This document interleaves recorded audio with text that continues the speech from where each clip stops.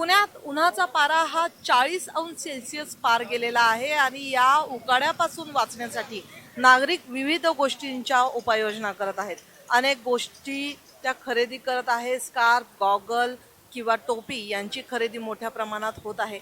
तसेच या उकाड्यापासून स्वतःचा बचाव करण्यासाठी देखील लोक सावलीचा आधार घेऊन सिग्नलला थांबत आहेत. तसेच ज्यूस किंवा सरबत म्हणा किंवा लिंबू पाणी म्हणा, नारळ पाणी म्हणा, याच्याकडे लोकांचा कल वाढलेला आहे. दिवसेंदिवस हा उकाडा वाढत जाणार आहे. आत्ता मार्च महिन्याचा शेवटचा आठवडा जरी चालला असला तरी मे महिन्यापर्यंत ही उन्हाची तीव्रता अशीच राहणार आहे आणि जवळजवळ 42 अंश सेल्सिअस पार होणार आहे हा उन्हाचा जेवढा पारा आहे तो.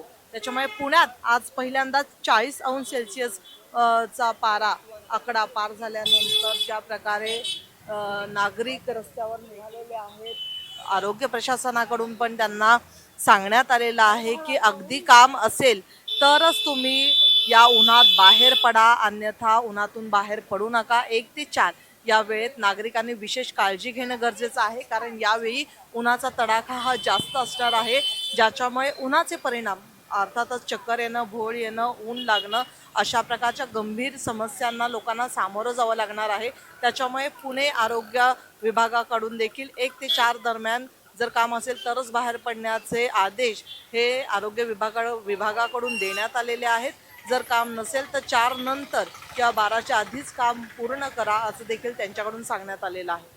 आजपासून उन्हाचा तडाखा हा मे महिन्यापर्यंत वाढत जाणार असून जवळजवळ 42 अंश सेल्सिअस पर्यंत हे तापमान वाढण्याचं देखील हवामान विभागाकडून सांगण्यात आलेलं आहे.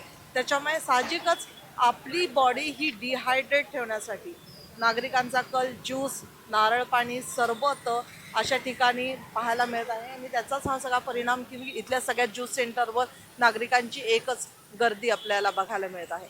परंतु एकच आवाहन हवामान खात्याकडून आणि आरोग्य खात्याकडून करण्यात आलेलं आहे की जर काही काम नसेल तर या उन्हात बाहेर पडू नका म्हणून.